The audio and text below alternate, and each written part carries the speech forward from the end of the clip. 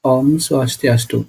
Perkenalkan, nama saya Iputu Agus Suryadi, guru SD Negeri 4 Abian Tuung, Kecamatan Kediri, Kabupaten Tabanan. Izinkan saya memaparkan aksi nyata saya modul 1.4, yaitu budaya positif. Selamat menyaksikan. Oke, selamat pagi guru, bapak, ibu, guru hebat di gugus kita, gugus 2 Desa Bendung. Terima kasih kehadirannya. Izinkan yang laku pemakalan di mana yang saat ini bertugas atau sedang mengikuti pelatihan calon guru penggerak Kabupaten Tabanan angkatan 10. Untuk kegiatan hari ini yang sedikit membacakan, yang pertama pembukaan, nanti dibuka Ibu Kepala Sekolah Negeri 4 Bandung, ada pemakaran yang sendiri, habis itu nanti ada tanya jawab dan penutup. Untuk acara selanjutnya pembukaan yang buka sendiri, yang awali dulu, oke. Untuk kegiatan hari ini maturkan penerima Om Swastiastu. Assalamualaikum warahmatullahi wabarakatuh. Salam sejahtera, salam budaya, salam kebajikan. Mengawali kegiatan hari ini dalam diseminasi pemahaman dan penerapan pengalaman budaya positif. Nanti yang sebagai pemateri mudah-mudahan bisa menyampaikan dengan baik dan penuh makna. Untuk itu sebelum yang mulai, yang izinkan Ibu Kepala untuk membuka acara pagi hari ini. Izin Bu, silakan.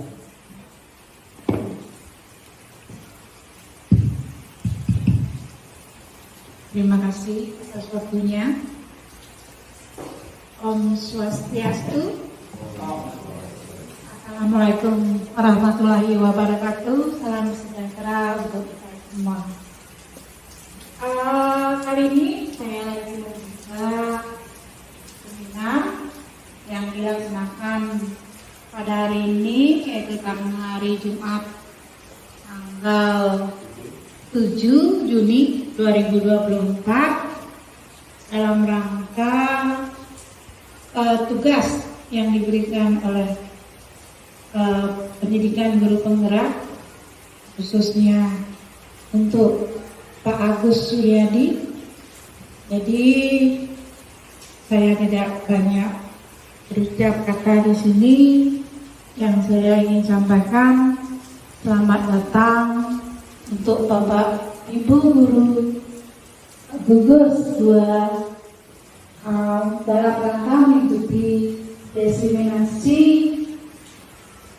pemahaman penerapan pengalaman budaya positif yang akan dipaparkan oleh guru kami, Pak Putu Agus Suryadi.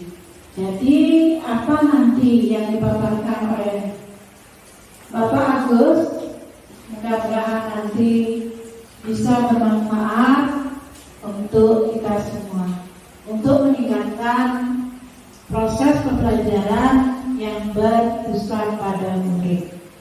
Jadi dalam pembahasan ini yang juga ingin menyampaikan pada Bapak Ibu guru hebat di sini, supaya apa yang dilaksanakan oleh Bapak Agus nanti bisa berimbas ke Bapak Ibu guru sekalian. Jadi bisa nanti mengikuti pendidikan guru penggerak.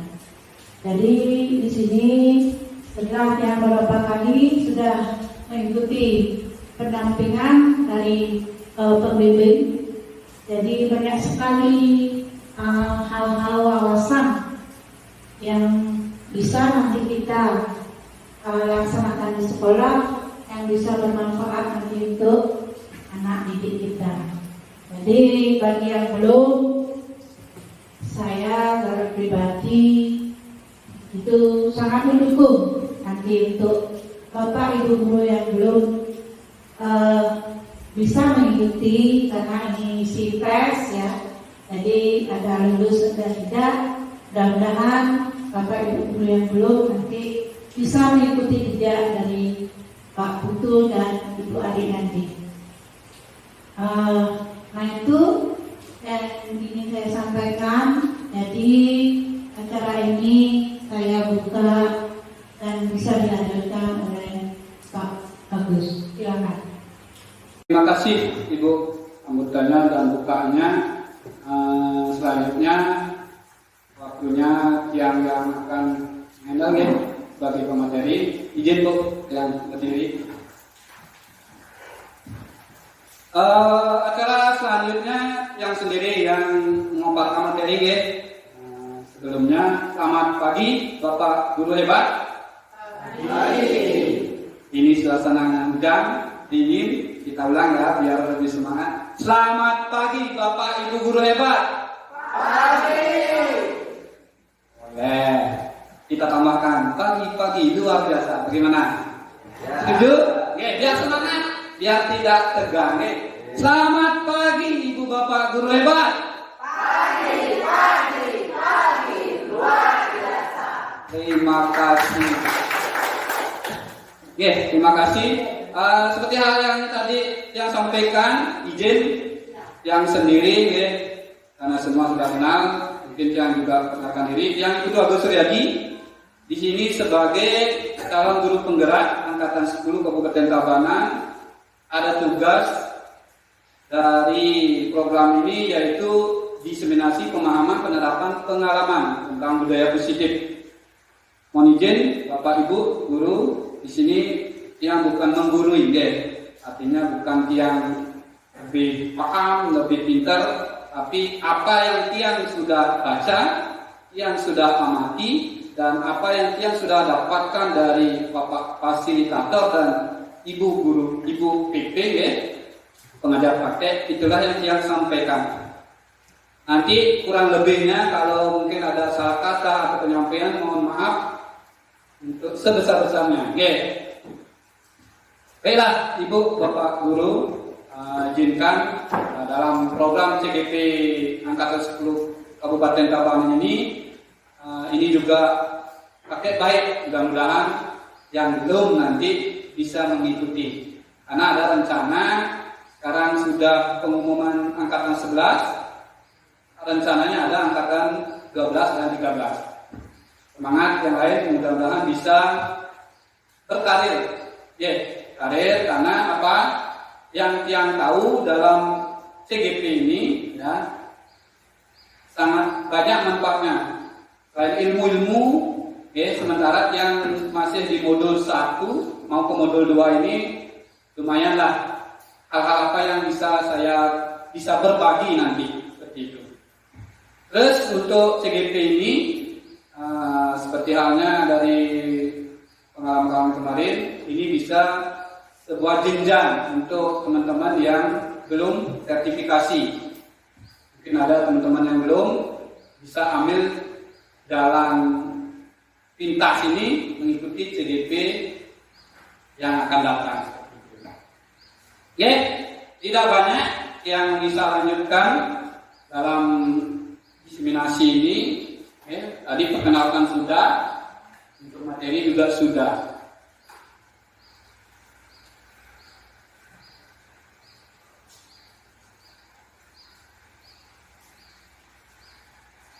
Nah, adapun materi yang akan kita bahas hari ini, yaitu ada 6 pokok. Yang pertama, disiplin positif dan nilai-nilai kebajikan universal. Ada kebutuhan dasar manusia dan dunia berkualitas. Ada teori motivasi, hukuman, penghargaan, dan restitusi. Nah, biasanya di sini kalau kita mendisiplinkan siswa, biasanya umum ya, kalau dia sendiri biasanya masih bersifat hukuman. Nah, inilah yang kita nanti dalami sesuai dengan apa yang saya sudah pahami. Ada posisi kontrol dan keyakinan keras, dan terakhir segitiga restitusi. Nah, inilah 6 pokok pembelajaran yang dia sudah dapatkan dan bisa yang bagikan nanti. Oke, yang pertama ini disiplin positif dan nilai-nilai kebajikan universal. Disiplin itu berasal dari disiplina yang artinya belajar. Disiplin mengacu pada disiplin diri yang memiliki tanggung jawab terhadap apa yang dilakukannya berdasarkan nilai-nilai yang diyakini. Yang kedua, disiplin merupakan sikap dan perasaan taat dan patuh terhadap nilai-nilai yang dipercaya merupakan tanggung jawabnya. Ruang lingkup disiplin yang dapat meliputi ketaatan terhadap peraturan atau norma positif yang berlaku di lingkungan sekitar membuat kedisiplinan memiliki cakupan yang luas. Jadi, seorang yang memiliki disiplin berarti mereka bisa bertanggung jawab terhadap apa yang dilakukannya karena mereka mendasarkan tindakan mereka pada nilai-nilai kebajikan. Apa aja nilai-nilai kebajikannya?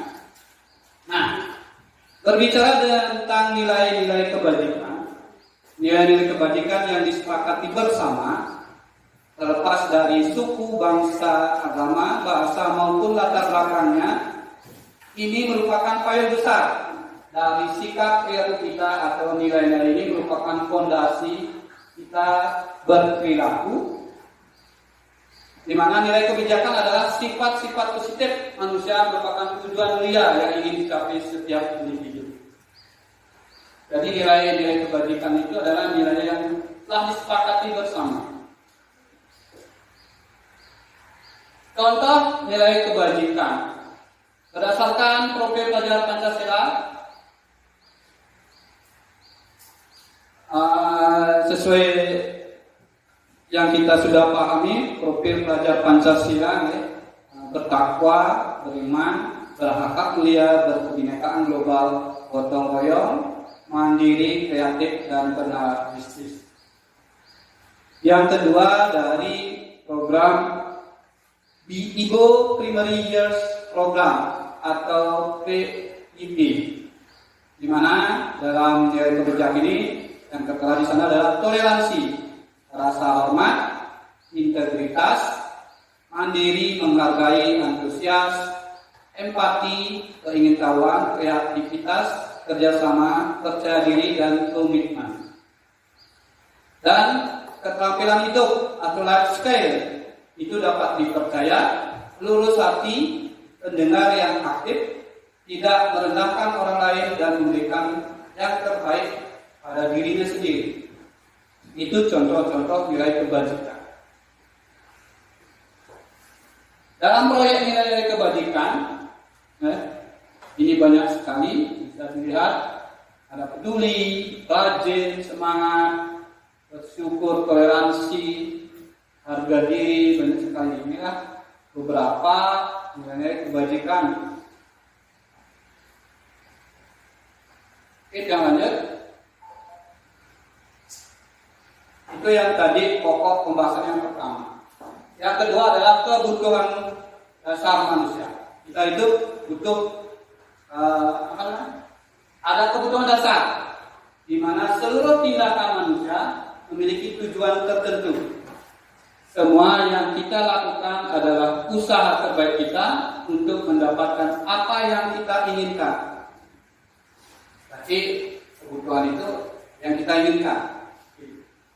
Ketika kita mendapatkan apa yang kita inginkan, sebetulnya saat itu kita sudah memenuhi satu atau lebih dari satu kebutuhan dasar kita. Ya, artinya kita belajar di sekolah, kebutuhan belajar kita sudah terpenuhi. Ikut aja belajar di kelas sudah salah satu kebutuhan dasar kita. Kebutuhan dasar siswa ya, kalau di kelas mengikuti pembelajaran. Adapun kebutuhan dasar tersebut yaitu bertahan hidup, survival, kasih sayang dan rasa diterima, kebebasan, kesenangan dan penguasaan.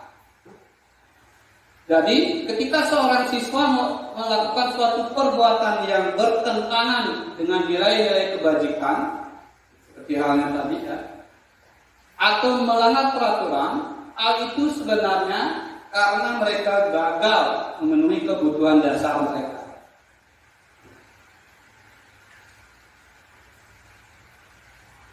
Jadi dapat disimpulkan, apa itu kebutuhan dasar manusia? Segala sesuatu yang kita lakukan untuk mendapatkan apa yang kita inginkan. Yang kami segala sesuatu yang kita lakukan untuk mendapatkan apa yang kita inginkan dari seluruh tindakan yang memiliki tujuan tertentu. Dan semua usaha terbaik yang kita lakukan adalah dalam rangka agar kebutuhan dasar kita terpenuhi dengan baik.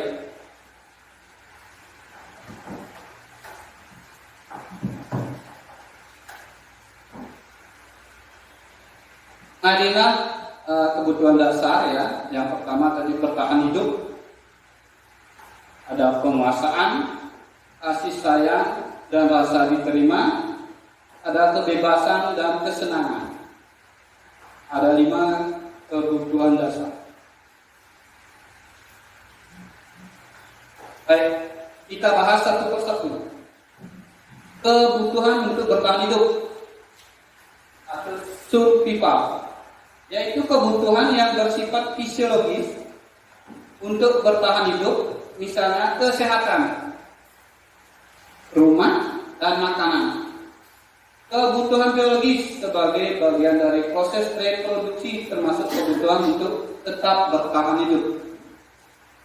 Komponen psikologis pada kebutuhan ini meliputi kebutuhan akan perasaan aman. Yang kedua, kasih sayang dan rasa diterima.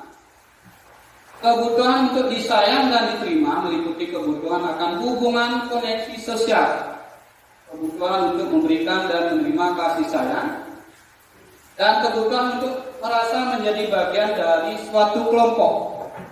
Berarti tidak membeda-bedakan di sini. Kebutuhan ini juga meliputi keinginan untuk tetap terhubung dengan orang lain, berkolaborasi, seperti teman, keluarga, pasangan hidup, teman kerja, binatang peliharaan, dan kelompok di mana kita bergabung.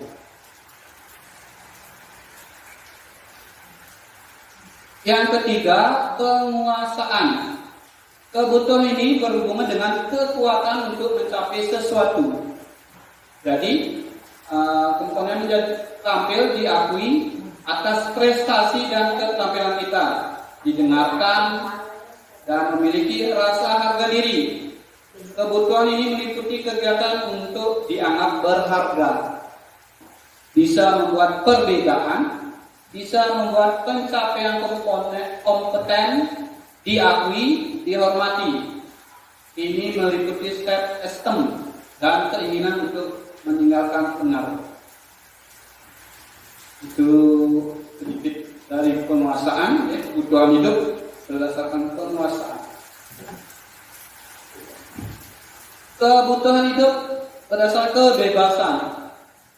Kebutuhan untuk bebas adalah kebutuhan akan kemandirian, otonomi, memiliki pilihan dan mampu mengendalikan arah hidup seseorang, yaitu anak-anak dengan kebutuhan kebebasan yang tinggi, yaitu menginginkan pilihan. Kalau kita di pembelajaran saat ini adalah namanya pembelajaran berdiferensiasi. Mungkin teman-teman Bapak Guru, Ibu Guru sudah pernah mendengar atau sudah mungkin memahami ya, yang namanya pembelajaran berdiferensiasi. Itu adalah pembelajaran sesuai dengan kebutuhan siswa, kebutuhan anak didik kita di kelas. Mereka perlu banyak bergerak, suka mencoba-coba, tidak terlalu terpengaruh orang lain, dan senang mencoba hal baru dan menarik. Ini sesuai dengan apa yang katakan tadi adalah pembelajaran yang berdiferensiasi. Kesenangan. Kebutuhan akan kesenangan adalah kebutuhan untuk mencari kesenangan, bermain, dan tertawa. bayangkan ya Bapak Ibu, kalau hidup ini tanpa adanya kenikmatan, artinya ada tanpa kebebasan, tanpa kesenangan, betapa menyedihkan kita.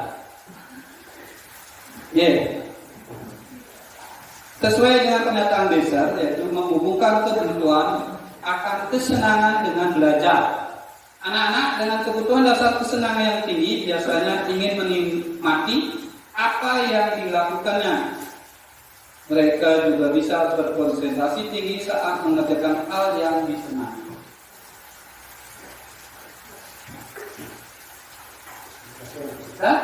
Itu sudah 2 materi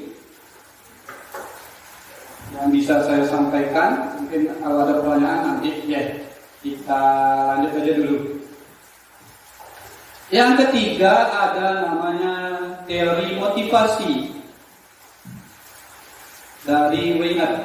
Menurut Weiner, pengertian motivasi adalah kondisi internal yang membangkitkan kita untuk bertindak, mendorong kita mencapai tujuan tertentu, dan membuat kita tetap tertarik dalam kegiatan tertentu. Itu dari Weiner.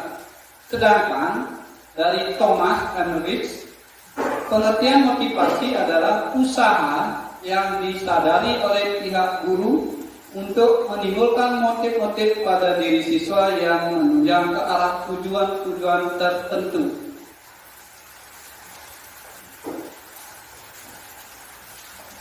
Sekarang yang tanya, apakah dalam proses pembelajaran yang kita lakukan di kelas, apakah sekali-sekali atau sudah pernah kita memotivasi anak?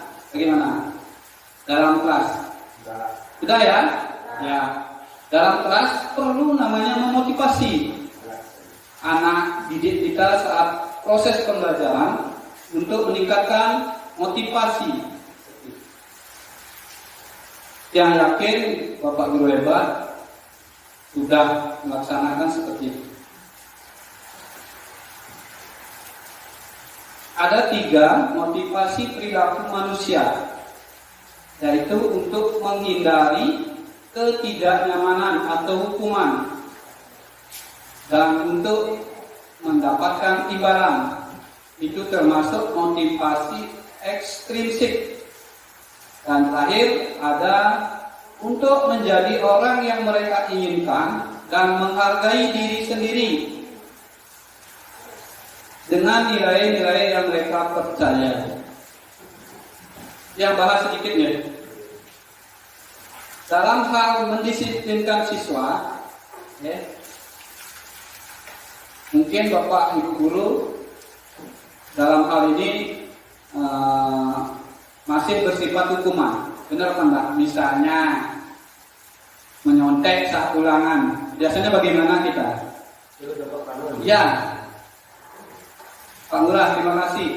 Biasanya kita lebih melibatkan fisik. Hukuman itu pengertiannya adalah sesuatu yang kita tidak spontan, artinya spontan, yang melibatkan fisik dan psikis. Jadi kita biasanya sekarang tiang pun kalau misalnya mungkin terlalu emosi atau bagaimana, kita mengejak anak-anak, memberi hukuman itu biasanya silakan jongkok bangun misalnya seperti itu. Keliling lapangan. Mungkin Bapak Guru juga pernah merasakan, artinya melakukan seperti itu. Nah, itulah yang kita nanti bahas sampai belakang, bagaimana semestinya kita menjadi seorang guru yang sesuai dengan apa yang ada saat ini adalah belajar merdeka seperti itu. Bukan seolah-olah kita itu mendisiplinkan siswa kita itu hanya dengan hukuman aja. Itu. Nah, itu yang kita bahas nanti. Ada contohnya juga. Mendapatkan imbalan, reward. Bapak Ibu, apakah pernah di kelas melakukan sesuatu atau siswanya mungkin bisa menjawab dengan baik, benar, memberikan reward. Paham reward? Nah, sesuatu yang bisa imbalan ya, bisa berupa barang ya. Biasanya secara umum yang ketahui reward itu biasanya kita pakai bisa beri tepuk tangan. Itu termasuk reward Bapak Ibu guru. Oke. Ya, beri aplaus buat Andi sudah menyampaikan atau menjawab dengan baik. Kita beri tepuk tangan seperti itu.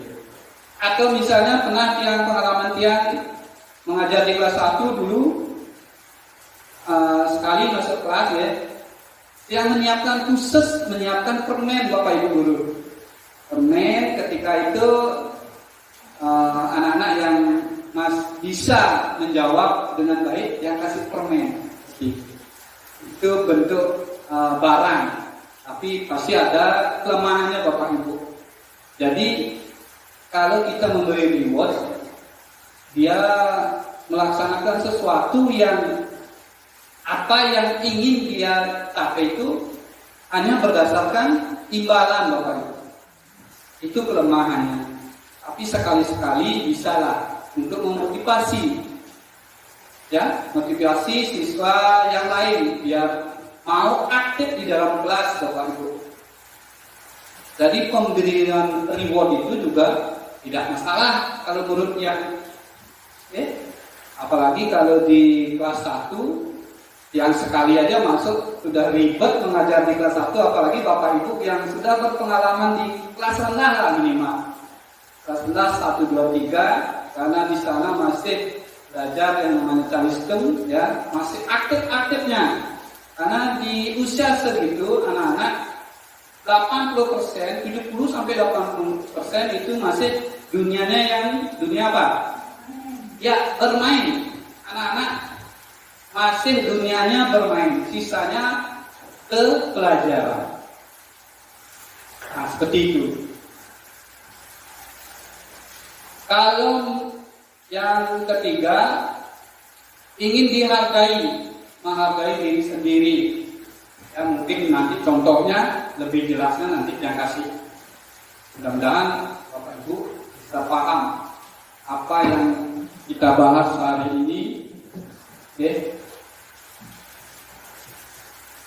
Nah, berkaitan dengan disiplin, ya, adanya pendekatan disiplin ada 3, secara hukuman, konsekuensi, dan restitusi.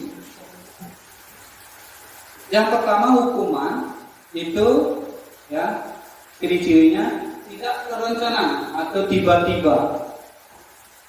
Murid tidak akan tahu apa yang akan terjadi atau tidak dilibatkan, bersifat satu arah.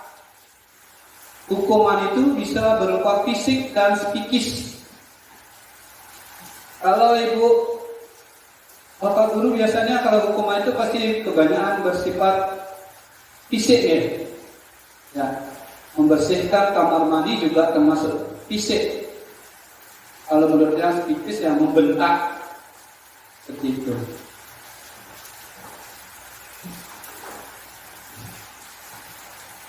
Ada konsekuensi terencana disepakati sesuai peraturan. Nah, kalau konsekuensi ini ada aturan terlebih dahulu. Kita ada aturan. Kalau di ininya sesuai yang sudah disepakati Bapak Ibu. Murid tetap dibuat tidak nyaman. Serta sikap guru selalu memonitor murid. Itu perbedaan hukuman dan konsekuensi. Bisa dicontohkan konsekuensi, artinya kalau di kelas Bapak Ibu punya keyakinan kelas atau kesepakatan kelas, pernah dengar? Ya, kesepakatan kelas misalnya belajar dengan nyaman misalnya. Itu nanti kalaupun anak-anak misalnya ribut seperti itu, apa konsekuensinya? Sudah kali Bapak Ibu sudah membuat apa yang mesti dilakukan. Yang ketiga ada restitusi, yaitu proses penciptaan kondisi bagi murid untuk memperbaiki kesalahan. Proses kolaboratif yang mengajarkan murid untuk mencari solusi sendiri. Kalau hukuman itu bersifatnya fisik atau psikis, ya. Kalau restitusi itu menciptakan kondisi untuk memperbaiki kesalahannya. Kita mengajak ngobrol anak-anak. Di sini kita mengajak anak-anak ngobrol, kita tanya apa masalahnya, ada tahapnya. Ini nanti ada namanya segitiga restitusi Bapak Ibu Guru. Jadi kita memahami bagaimana menyelesaikan masalah pada anak, kedisiplinan anak itu tidak mesti dengan hukuman. Yang ulangi, dalam menyelesaikan sebuah masalah nanti ada namanya segitiga restitusi, ya, permasalahan disiplin pada anak itu tidak mesti dengan hukuman. Karena apa? Karena sesuai dengan kurikulum kita adalah kurikulum merdeka saat ini. Sampai sana paham? Paham ya? Ada perbedaan dari hukuman, konsekuensi, dan restitusi. Nanti biar lebih paham, nanti yang isikan nanti contoh. Mungkin mohon nanti Bapak Ibu Guru bisa mengeluarkan pendapat idenya. Ada beberapa soal yang sampaikan nanti. Ini berkaitan masih dengan namanya apa tadi? Hukuman, terus konsekuensi dan restitusi. Yang kasih dua contoh. Silakan pahami Bapak Ibu sesuai dua contoh berikut. Dan apa yang sudah Bapak Ibu pahami tadi tentang hukuman, konsekuensi, dan restitusi. Saya kira Bapak Ibu Guru sudah pahami.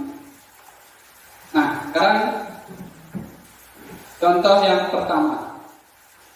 Yang minta beberapa dua orang berarti ya, yang bisa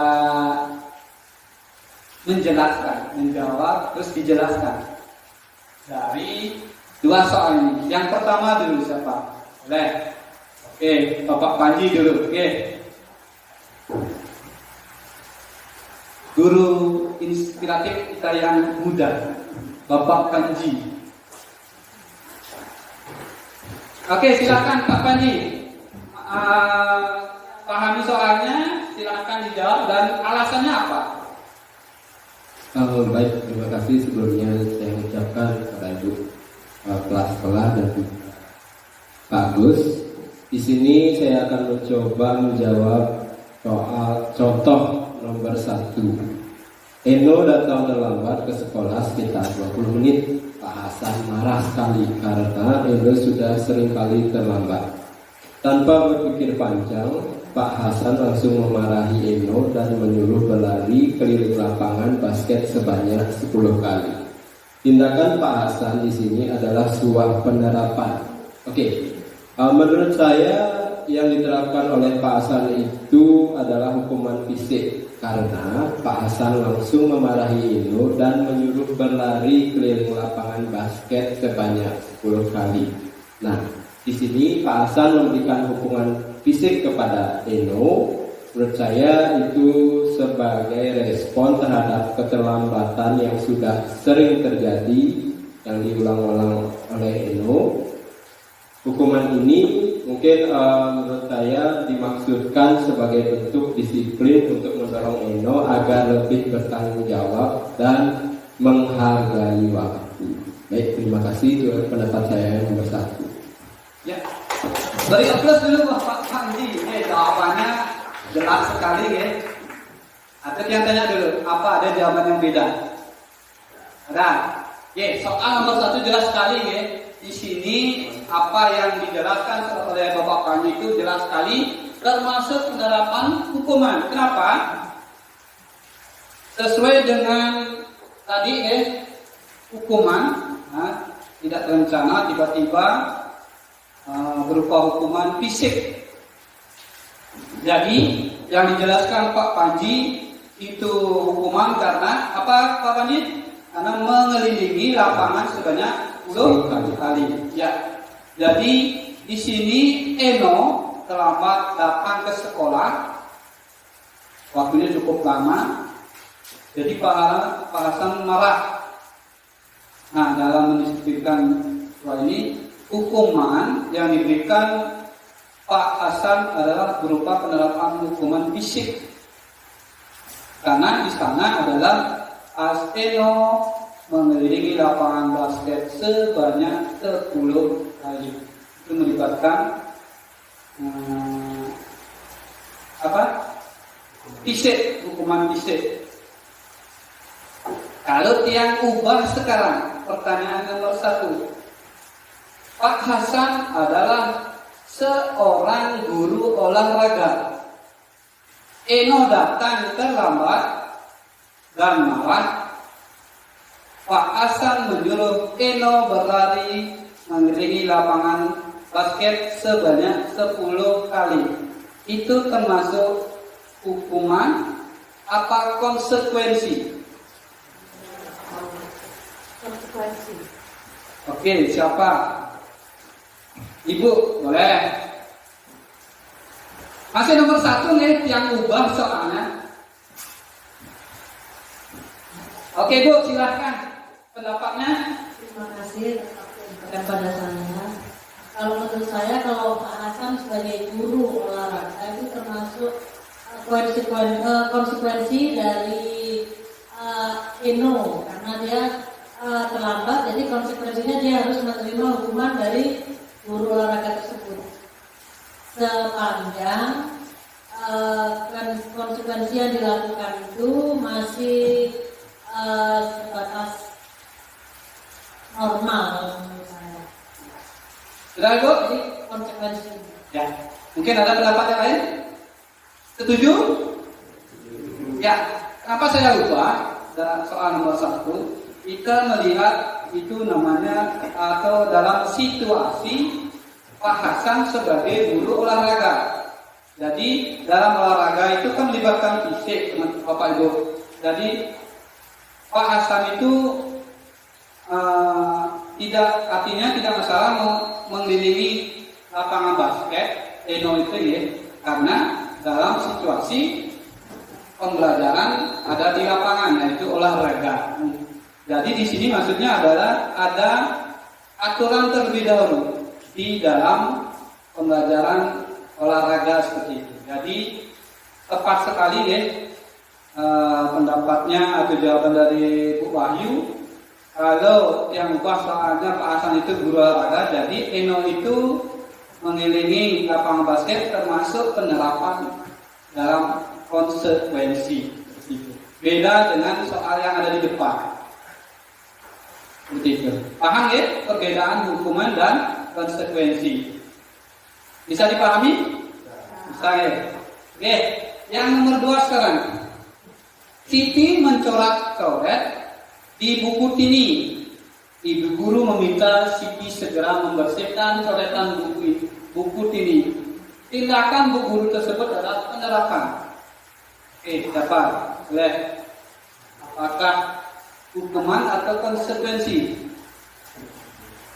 Ayo silakan Bapak Ibu guru hebat keluarkan pendapatnya. Oke, Pak Lurah.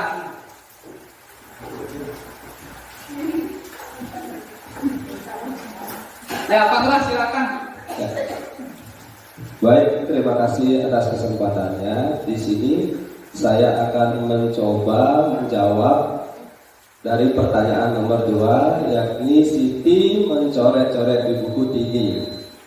Ibu guru meminta Siti segera membersihkan coretan di buku tini. Tindakan ibu guru tersebut adalah penerapan. Menurut saya itu adalah termasuk penerapan dari konsekuensi. Kenapa? Karena ibu guru di sini meminta spontan kepada Siti untuk membersihkan coretan di buku tini. Ya, baik, sekian dari saya. Terima kasih. beri plus dulu. Sambut Wahyu sama Pak Lurah tadi. Mohon maaf, menyusul Pak Wahyu ya. Ya, kita kembali ke soal nomor 2. Sesuai dengan apa yang dijelaskan oleh Pak Lurah, dalam soal ini adalah penerapan konsekuensi. Benar sekali, karena Siti mencoret-coret buku, konsekuensinya adalah dia membersihkan coretan buku tersebut. Seperti itu. Ya, yang kira Bapak Guru juga sudah paham itu perbedaan dari hukuman dan konsekuensi. Bisa dipahami ya? Bisa. Ya, lebih semangat silakan Bapak Ibu Guru kudapannya. Silakan sambil santai aja, silakan sambil minum, sambil makan, silakan.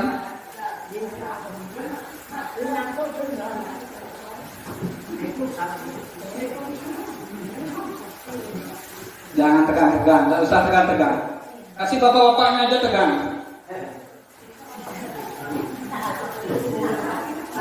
Ya, namanya. Kalau kita di pembelajaran apa? Biar rileks. Apa namanya?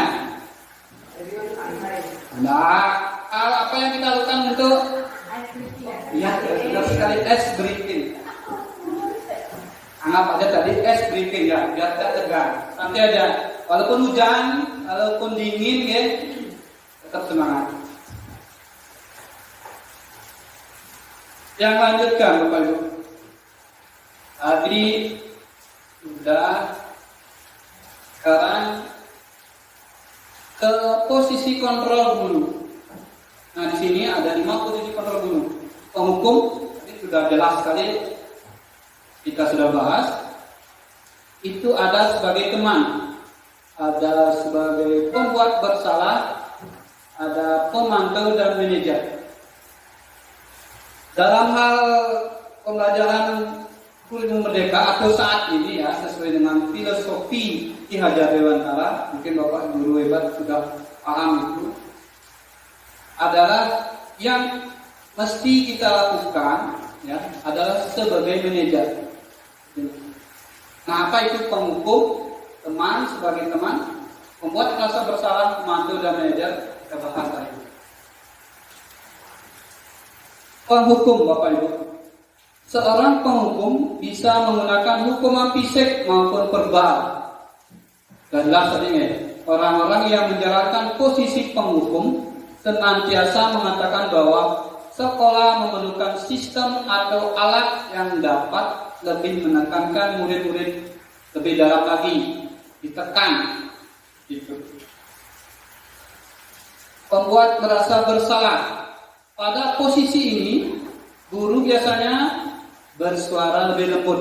Jadi seolah anak-anak itu kita buat dia itu merasa bersalah begitu. Bisa menggunakan keheningan yang membuat orang lain merasa tidak nyaman, bersalah atau rendah diri. Seperti apa nanti ada penjelasannya. Seperti teman. Mungkin satu ini ya, kita sebagai guru ya, dalam posisi kontrol sebagai teman itu bisa juga gitu. Apalagi anak-anak zaman sekarang ini karena mungkin pergaulan ya, apalagi zaman teknologi, sebagai kontrol kita bisa menggunakan sebagai teman, yaitu di mana guru pada posisi ini tidak akan menyakiti murid.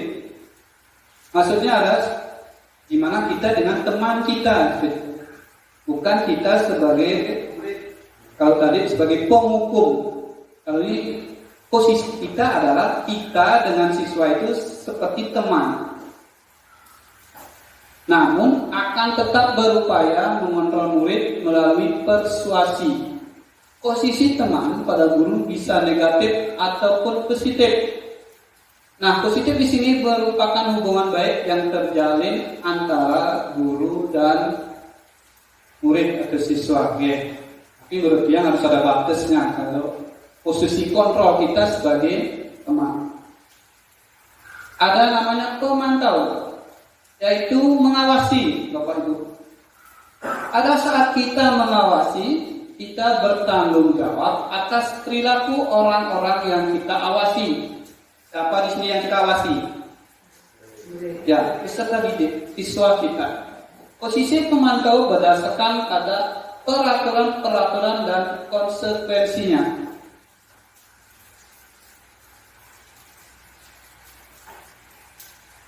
Terakhir, sebagai manajer adalah posisi di mana guru berbuat sesuatu bersama dengan murid, mempersilahkan murid mempertanggungjawabkan perilakunya, mendukung murid agar dapat menemukan solusi atas permasalahannya.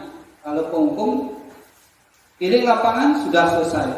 Tapi kalau kita sebagai posisi kontrol kita sebagai manajer, jadi kita seorang guru,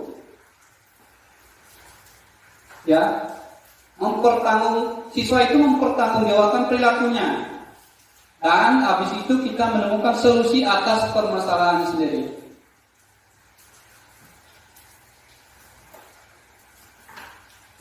Biar makin jelas, ini ada beberapa contoh penerapan.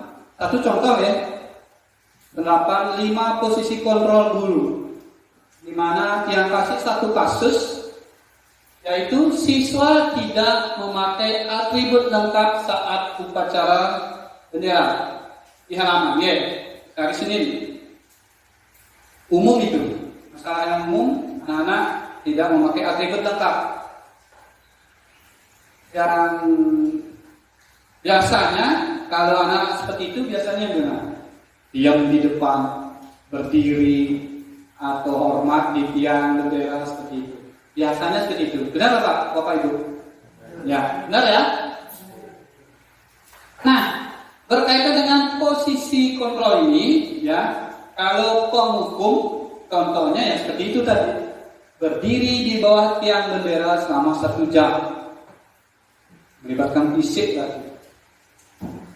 Kalau posisi kontrol itu membuat merasa bersalah, misalnya kita menyatakan beberapa kali Bapak harus beritahu kamu selalu mengecewakan Bapak. Berarti anak-anak itu dia merasa bersalah begitu. Dengan apa? Dengan kita menyatakan beberapa kali Bapak harus memberitahu kamu sebelum saja mengecewakan Bapak. Itu hukuman yang tadi, hukuman dan membuat merasa bersalah. Dan teman, nah contohnya dalam kasus ini, ayo bantulah demi Bapak ya. Nah itu kan kata-kata kita seolah dengan murid itu berteman. Ayo ingat tidak bantuan Bapak selama ini mungkin sudah berjalan ya, bantuan seperti itu. Nah inilah kata-kata yang menimbulkan ada penghukuman, rasa bersalah dan teman.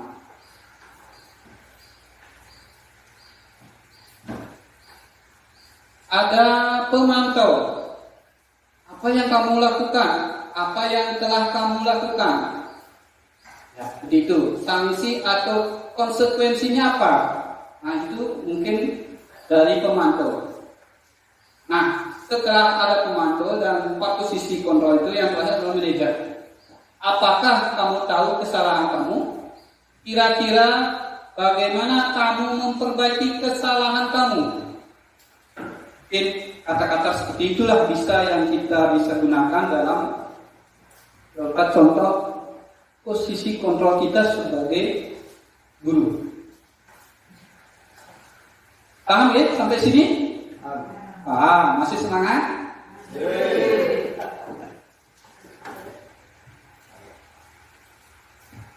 Ya, keyakinan kelas. Pernah nggak Bapak Ibu guru mendengar keyakinan kelas? Pernah ya? Apa itu keyakinan kelas? Ya, sesuatu, benar sekali Pak Lurah, sesuatu yang kita sudah sepakati. Yang yakin Bapak guru hebat di kelas sudah membuat kesepakatan kelas. Contohnya di sini kelas 5 ya, sudah ada, saya lihat, kesepakatan kelas. Mengapa keyakinan kelas? Mengapa tidak peraturan kelas saja? ulangi ya, mengapa keyakinan kelas, kenapa tidak peraturan kelas. Nah, itu yang kita bahas. Contoh, mengapa kita memiliki peraturan tentang menggunakan masker dan mencuci tangan setiap saat? Apa jawaban kemungkinannya? Kemungkinannya adalah untuk kesehatan dan atau keselamatan.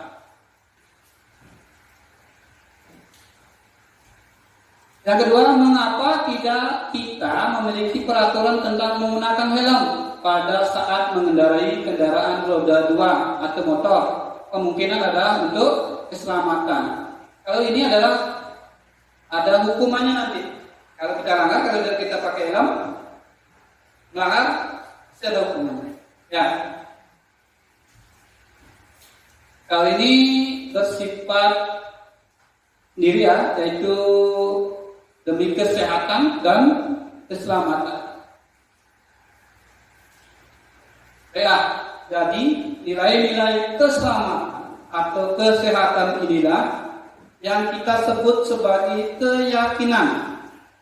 Yang ulangi, nilai-nilai keselamatan dan kesehatan ini kita sebut sebagai keyakinan, yaitu nilai-nilai kebajikan universal yang disepakati secara tersirat dan tersurat, terlepas dari latar belakang suku, agama, bahasa maupun negaranya. Seorang akan lebih tergerak dan bersemangat untuk menjalankan keyakinannya daripada hanya sekedar mengikuti serangkaian peraturan tanpa makna. Murid-murid pun demikian, mereka perlu mendengarkan dan memahami arti sesungguhnya tentang peraturan-peraturan sesuai dengan kesepakatan tadi ya. Adapun tujuan utamanya yaitu menjadi tujuan utamanya dan menjadi tidak tertarik atau takut sehingga hanya sekedar mengikuti serangkaian peraturan-peraturan yang mengatur mereka tanpa memahami tujuan mulianya.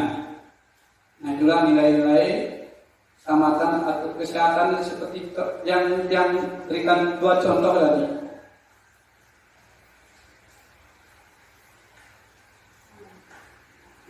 Dalam membuat pembentukan keyakinan kelas, Bapak guru hebat yang pasti yang lain sudah paham ya, kalau pembentuk di kelasnya sudah ada keyakinan kelas. Nah, dalam membentuk keyakinan kelas ada beberapa yang bisa saya tampilkan, yaitu keyakinan kelas bersifat lebih abstrak daripada peraturan yang lebih rinci dan konkret. Keyakinan kelas berupa pernyataan-pernyataan universal dan sampai semua warga kelas hendak ikut berkontribusi dalam pembuatan keyakinan kelas lewat kegiatan curah pendapat. Jadi sedikit yang simpulkan, kalau membuat keyakinan kelas itu idenya dari anak-anak kita kalau di kelas. Jadi anak-anak masing-masing membuat atau menampilkan mengemukakan pendapatnya, keyakinan apa yang mesti mereka lakukan, yang bisa mereka sepakati di kelas. Setelah mendapatkan beberapa keyakinan, kita simpulkan lagi. Jadi kesepakatan kelas itu tidak banyak Bapak Ibu. Kenapa? Tujuannya adalah untuk anak-anak lebih mudah mengingat, lebih mudah menaati. Seperti itu. Selain itu, kata-kata dalam kesepakatan kelas juga ada namanya positif dan negatif. Kalau positif itu kalau negatif dulu ya, negatif itu yang berisi dilarang, tidak, seperti itu. Jadi ini ada beberapa ketikan. Anggap aja kesepakatan kelas kita sekarang ini ya, dalam seminar ini saya bisa minta satu orang mengungkap pendapatnya, kata mana merupakan kata positif dan mana yang negatif berkaitan dengan keyakinan kelas. Anggap aja kita diskusi tadi sudah menyampaikan keyakinan kita masing-masing. Yang ketik itu maksudnya. Nah, yang mana kita setujui yang berkaitan dengan keyakinan kelas kita. Ingat, kata kuncinya adalah mudah dipahami, mudah diingat, menggunakan kalimat positif. Hindari yang negatif, misalnya dilarang, tidak, seperti itu. Baik, satu orang bisa mengungkapkan pendapatnya.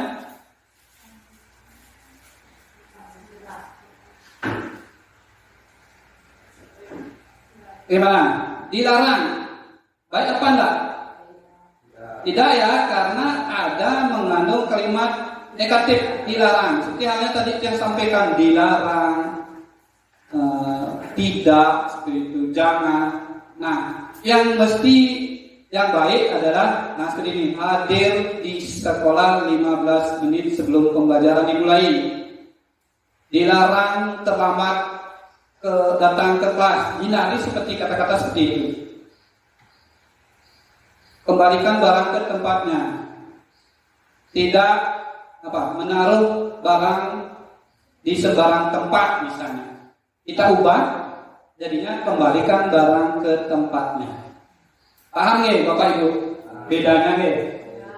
Mungkin nanti bisa diterapkan di kelas ya. Membuat keyakinan kelas. Ini contoh-contohnya Bapak Ibu. Keyakinan kelas. Di sana contohnya bekerjasama menjaga kebersihan kelas, saling peduli, menghargai dan membantu. Nah, ini tidak ada kata-kata dilarang, tidak boleh seperti itu. Paham ya? Nah, terakhir. Materi yang terakhir adalah segitiga restitusi. Apa itu? Adalah hubungannya nanti yang kasih contoh beberapa nanti. Jadi nyambung Bapak Ibu. Segitiga restitusi adalah suatu proses dialog yang dijalankan oleh guru agar mendapatkan atau menghasilkan murid yang mandiri dan bertanggung jawab Bapak Ibu. Adapun ya, segitiga restitusi menstabilkan identitas ya. Bisa kita sesuaikan, yaitu setiap orang pasti pernah melakukan kesalahan. Kamu bukan satu-satunya yang pernah melakukan hal ini. Yang kedua, validasi kebutuhan. Kamu tentu punya alasan mengapa melakukan hal itu. Adakah cara yang lebih efektif untuk mendapatkan apa yang kamu butuhkan? Dan yang ketiga adalah menanyakan keyakinan. Nilai-nilai apa yang telah kamu sepakati dan kamu ingin menjadi seorang seperti apa? Ya, lebih paham. Biar lebih paham yang dia jelaskan sedikit ya. Menstabilkan identitas itu berdasarkan prinsip membuat kesalahan adalah bagian dari proses pembelajaran. Bisa kita menyatakan seperti berbuat salah itu wajar. Tidak ada manusia yang sempurna. Bapak juga pernah melakukan itu. Kamu berhak merasa seperti itu. Yang kedua, validasi tindakan yang bersalah, yaitu berdasarkan prinsip setiap perilaku berupaya memenuhi suatu kebutuhan tertentu. Kita bisa menyatakan kamu pasti punya alasan mengapa melakukan hal itu. Padahal kamu bisa melakukan yang lebih baik dari ini ya. Kamu boleh mempertahankan sikap itu, tapi kamu harus menambah sikap yang baru. Yang terakhir menanyakan keyakinan Bapak Ibu. Berdasarkan prinsip dari kontrol bahwa pada dasarnya kita termotivasi secara intrinsik. Kamu mau jadi orang seperti apa? Apa bayangan kita tentang kelas yang ideal? Ini juga keyakinannya. Apa tindak kamu mencerminkan keyakinan kelas kita? Itu. Nah, contohnya seperti ini. Bisa Bapak Ibu pahami ya? Siang Sarah. Siang Pak. Sudah lama tidak Sarah. Kenapa hari ini ada di sini? Kesel Pak, kesel banget. Masa aku dikatain tukang fitnah Pak? Ya aku marah lah. Aku balik ngatain Eka di depan kelas. Kesel banget. Oh begitu. Ya pasti kamu marah dan kesal. Bapak juga akan marah apabila ada yang menuduh Bapak seperti itu. Kemudian pada saat itu Kamu mau melakukan apa? Ya saya langsung matain Eka lah Pak. Kesel banget, saya bentak-bentak dia depan teman-teman lain. Oh begitu. Pasti kamu melakukan seperti itu Validasi tindakan yang salah. Iyalah, masa saya diam saja Pak? Ya saya bela diri lah. Masa saya dituduh tukang fitnah? Ya wajar lah. Mempertahankan harga diri itu sesuatu yang penting buat kamu. Untung kamu tidak bertindak lebih gegabah lagi, hanya membentak-bentak. Iya Pak. Untung saya masih bersabar dan hanya membentak saja. Sudah gemes padahal, saya pasti bela diri lah. Ya pasti ya. Tapi kamu memilih untuk tetap bertahan dan bersabar. Kamu memilih untuk tidak berbuat lebih parah lagi, bukan? Iya. Nah, sekarang coba kita lihat lagi tindakan kamu Menanyakan keyakinan. kelas.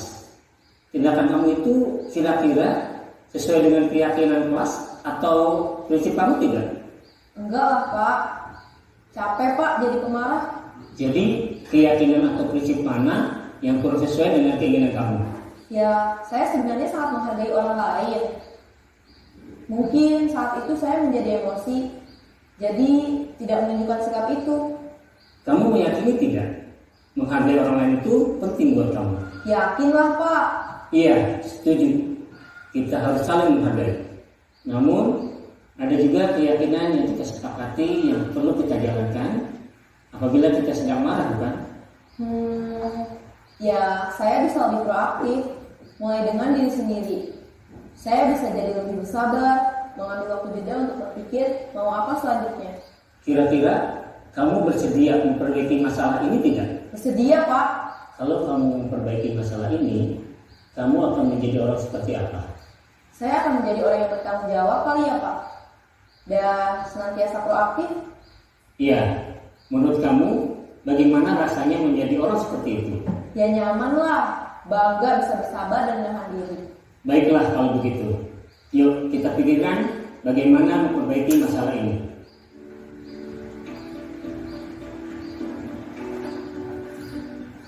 Nah, Bapak Ibu, itulah contoh penerapan segitiga restitusi.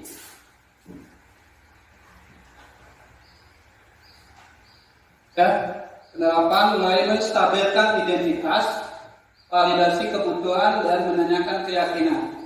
Jadi tidak mesti menyelesaikan masalah itu dengan hukuman Bapak Ibu. Kita bisa menerapkan dengan segitiga restitusi ini. Mulai dari menstabilkan identitas, validasi kebutuhan, dan menanyakan keyakinan seperti itu. Bisa dipahami ya Bapak Ibu? Bisa? Ya. Itulah tadi contohnya yang bisa yang sampaikan atau beritahu. Nah ini contoh yang terjadi di kelas saya, di kelas 4 Bapak Ibu. Jadi masalahnya mengambil barang milik temannya tanpa izin. Mengambil. Nah, ini belum ya. Itulah masalahnya. Nah, di sini ya dari kalian ada ini ya di kelas, maka mengambil kayaknya itu tidak tanpa izin lagi ya nggak apa-apa. Semua orang pasti pernah melakukan kesalahan, itu wajar.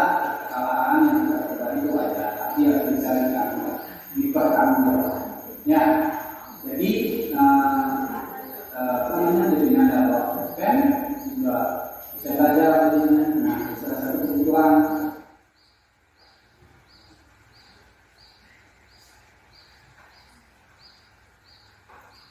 Cepatnya ya, sebentar.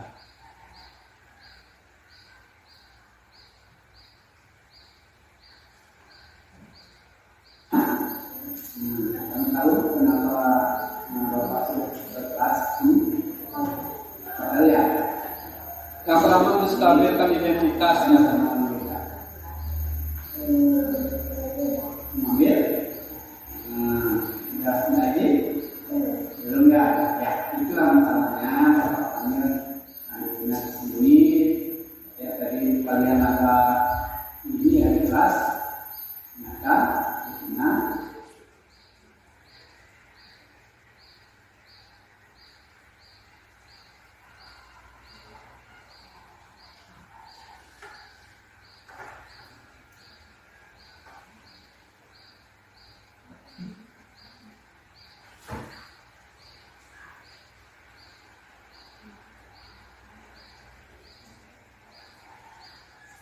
yang digunakan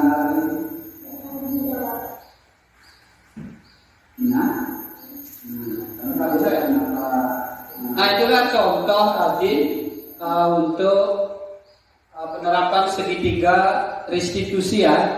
Dari contoh yang pertama juga sudah bisa dipahami dari untuk menyelesaikan masalah kedisiplinan siswa di kelas tidak mesti menggunakan apa Bapak Ibu? Ya, hukuman, tidak mesti dengan hukuman. Cobalah beralih dengan yang namanya segitiga restitusi tadi. Oke. Bisa paham? Ya, semangat. Ya. Terakhir ya, sebelum yang akhiri kegiatan hari ini, yaitu bisa yang simpulkan adalah dalam menerapkan disiplin positif, sebaiknya menjadi guru yang profesional dan tauladan, ditiru ya Bapak Ibu, yang mampu merefleksikan dirinya sebagai manajer, ya bisa menyelesaikan masalah secara bertahap, yang menuntut siswa menjadi insan yang mandiri, merdeka dan bertanggung jawab. Seperti itu. Oke, terima kasih. Mudah-mudahan apa yang sampaikan terlepas dari kurang lebihnya pemaparan materi, mungkin salah kata atau sebagainya, mudah-mudahan bermanfaat bagi kita semua apa yang sudah sampaikan pada hari ini. Oke, terima kasih Bapak Ibu guru hebat yang sudah mau berpartisipasi dalam seminar kegiatan tiang di program Guru Penggerak Kabupaten Tabanan ini. Mudah-mudahan selanjutnya tiang bisa berbagi praktek baik lagi ke depannya. Oke, terima kasih. Itu sekian dari tiang. Tiang tutup untuk para masanti. Om Santi Santi Santi Om. Oke, terima kasih. Untuk waktunya tiang persilakan ke Ibu.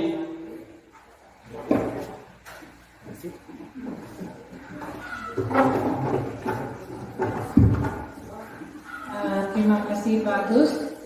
Jadi dari paparan daripada materi yang disampaikan oleh Pak Agus, yaitu mengenai budaya positif di lingkungan sekolah, mudah-mudahan nanti Bapak Ibu guru bisa mempraktekkan di sekolah masing-masing atau di kelas di dalam proses pembelajaran. Jadi di sini dapat saya tangkap sedikit mengenai apa itu keyakinan kelas dan peraturan kelas.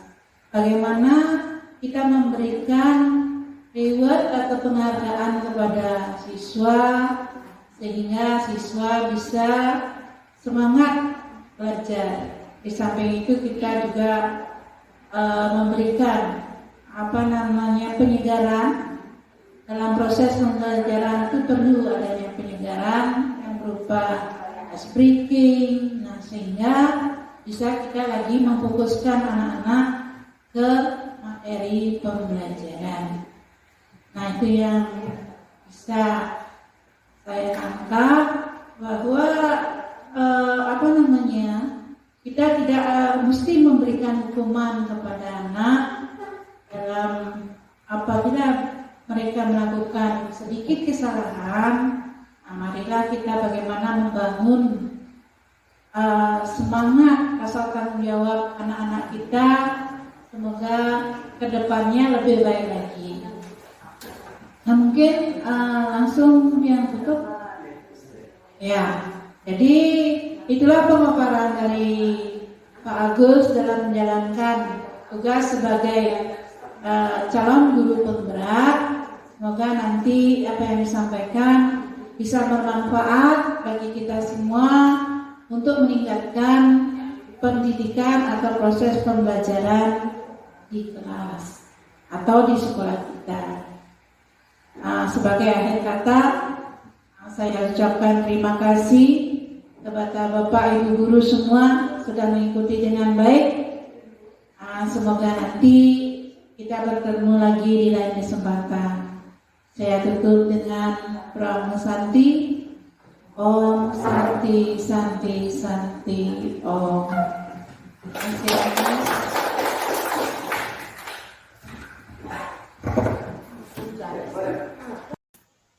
Berikut penerapan pemahaman pada siswa dengan pembentukan keyakinan di kelas, yaitu di SD Negeri 4 Abiantu. Bagaimana kabarnya hari ini? Baik. Mudah-mudahan kita selalu diberi kesehatan ya. Musim hujan kalau jaga kondisinya lebih baik biar tidak sakit. Ya. Nah, kegiatan hari ini kita akan membahas tentang keyakinan kelas. Apa namanya? Keyakinan kelas. Nah, apa itu keyakinan kelas? Jadi dalam kelas itu kita harus memiliki keyakinan kelas. Itu apa? Yaitu tujuan bersama yang kita sepakati. Jadi nanti kalian mengajukan beberapa masukan ya, kesepakatan apa yang kalian inginkan, seperti itu. Tetapi dengan catatan tidak banyak, yang mudah diingat. Nanti kita pilih, kita rangkum, kita diskusikan dan simpulkan. Jadi kesepakatan apa yang kita nanti sepakati. Bisa? Ya. Caranya nanti Bapak bagikan kertas, ya. Kalian isi. Pengennya kalian itu seperti apa di kelas? Tinggal menulis di sini. Setelah menulis, nanti Bapak suruh kalian menempel di depan kelas. Nah, masukan dari kalianlah yang nanti kita saring, kita simpulkan menjadi sebuah kesepakatan kelas. Bisa? Mengerti? Paham? Kita mulai saja. Bisa ya? Ya. Kalian silakan tulis di kertas berwarna kuning. Jangan sampai salah nulis, karena yang isi lem itu di bawahnya.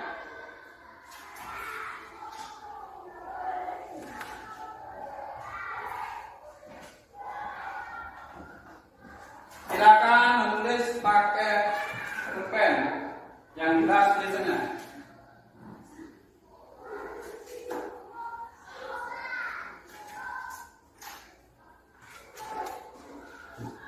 Udah semua Pak? Ya, silakan tulis keinginan apa yang kalian inginkan untuk di kelas kita, di kelas 4. Nanti kita diskusikan.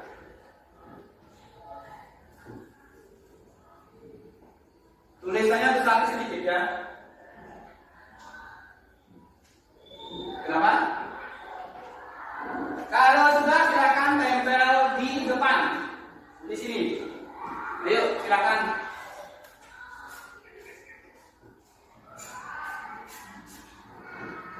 Ya, terima kasih Masa sudah memberikan masukannya terkait keyakinan kelas. Ayo yang sudah silakan. Tekan sudah? Ya, ditulis ya. Ya.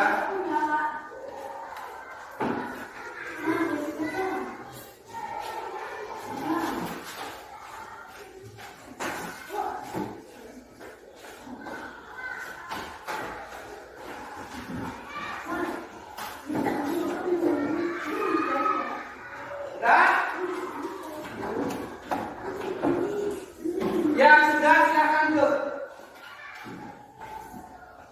Yang sudah silakan duduk. Ya, tempelnya sudah rapi ya.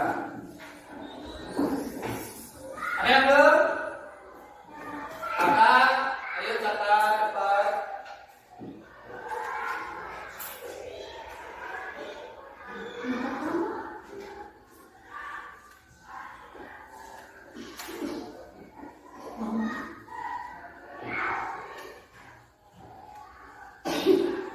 Ya.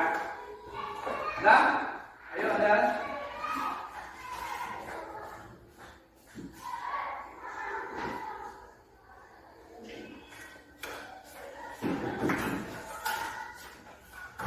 Ayo kata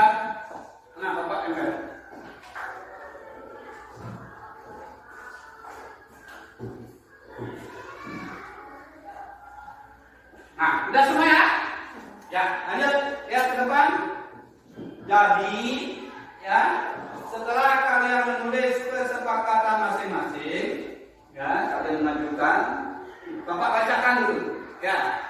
Yang pertama, tidak boleh ribut di kelas, ya, itu baik. Yang kedua, tidak bertengkar dengan teman. Ada yang menulis dilarang membuli teman, dilarang ribut di kelas. Nah, tadi ribut sudah, tidak dua ributnya.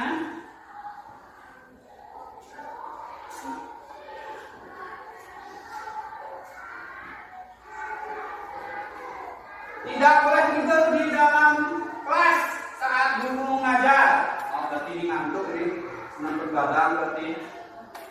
Ada yang seperti itu. Berbicara dengan sopan, bagus. Mendengarkan saat ada guru atau teman yang berbicara, ya, juga bagus. Tidak memaksa teman untuk memberikan uang jajannya, tidak boleh. Mengerjakan tugas tepat waktu, bagus. Tidak ribut supaya konsentrasi, ya, bagus sekali. Tidak makan saat jam pelajaran, itu juga boleh. Tidak bermain saat pelajaran sudah dimulai, ya, memang tidak boleh bermain. Habis itu ada lagi temannya, belajar dengan nyaman, menjaga kebersihan dalam kelas, berpakaian yang rapi, tidak makan di dalam kelas. Nah, itulah yang kalian tadi ajukan. Nah, tetapi ini terlalu banyak, kita simak lagi. Kita jadikan beberapa keyakinan yang kita bisa laksanakan, yang kalian bisa laksanakan, ya.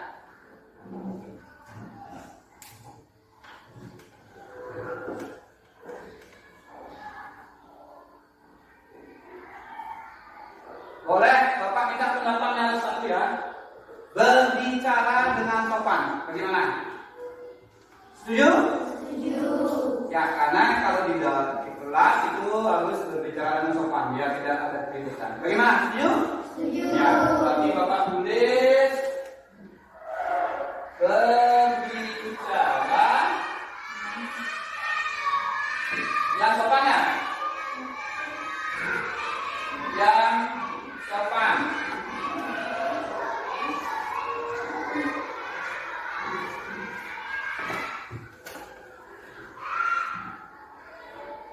Habis itu yang kedua, tidak boleh bermain di dalam kelas. Nah, dalam keyakinan kelas itu ada namanya kalimat positif dan kalimat negatif. Yang negatif itu yang berisi tidak, dilarang, tidak boleh. Kita hindari itu, ya. Jadi kita ambil yang positif, yang baik. Berarti yang tidak berisi kata dilarang, tidak boleh, begitu, ya. Yang seperti contohnya berbicara yang sopan. Itu yang pertama. Yang kedua, di sini mengerjakan tugas tepat waktu. Bisa? Setuju? Setuju. Mengerjakan tugas tepat waktu. Nah, kita ada PR nanti. Misalnya dikumpul besok ya, dikumpul besok. Nanti kerjakan diri lu. Ada guru misalnya. Boleh. Kalian belajar dengan baik. Habis itu, di sini ada juga yang baik, berpakaian yang rapi. Bagaimana? Harus nggak berpakaian rapi ke sekolah? Ya, setuju? Setuju. Nah, berpakaian yang rapi. Nah, ini sudah juga. Sepakat itu juga tak boleh banyak ya. Biar mudah ingat, biar mudah kita menaatinya, karena sudah kita sepakati. Habis itu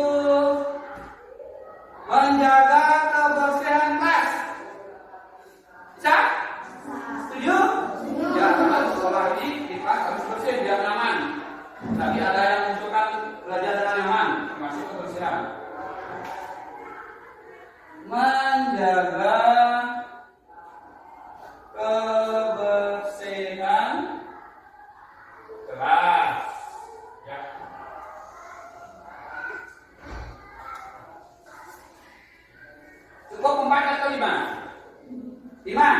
Ya, berarti kita cari lagi satu ya. Biar tidak 5. Habis itu di dalam kelas, mendengarkan saat ada guru atau teman yang berbicara. Bagaimana? Setuju? Ya, siapapun yang berbicara di depan ya, atau di bangku, misalnya di bilir nanti sudah presentasi, hormati, dengarkan. Ya, apa yang mereka sampaikan tidak salah kamu dengar. Bisa ya? Mendengarkan.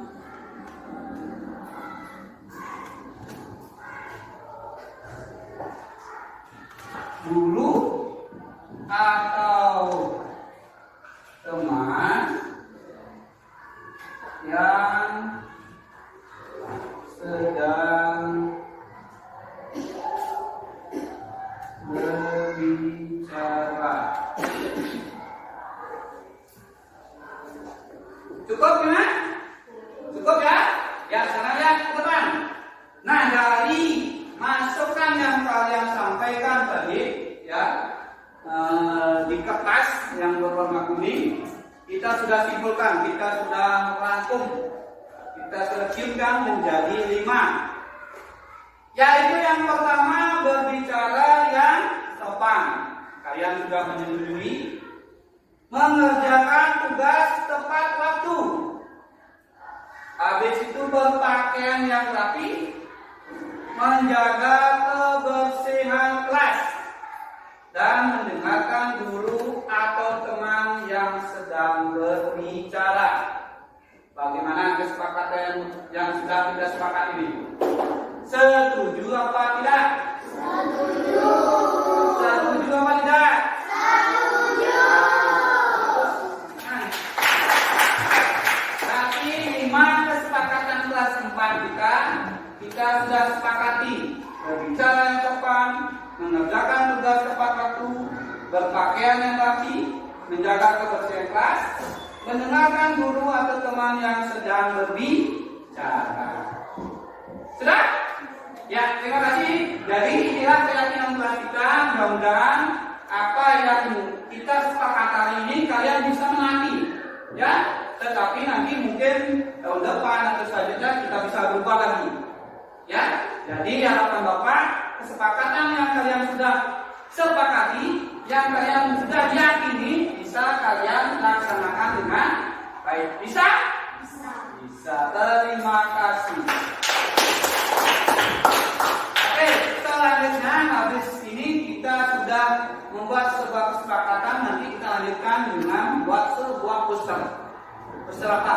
Poster tentang keyakinan ini. Kita buat hiasan juga nanti. Kita tempel di depan. Biar kamu selalu ingat. Ya, apa yang menjadi keyakinan kita di kelas kita itu ada 5. Bisa? Bisa. Ya. Jadi sekian untuk pembahasan keyakinan kelas kita. Mudah-mudahan bermanfaat dan kita bisa melaksanakannya dengan baik. Ada pertanyaan? Ya, kalau tidak, Bapak ucapkan terima kasih. Demikian video pemaparan aksi nyata 1.4 budaya positif dari saya. Semoga bermanfaat. Terima kasih. Salam Guru Pengajar.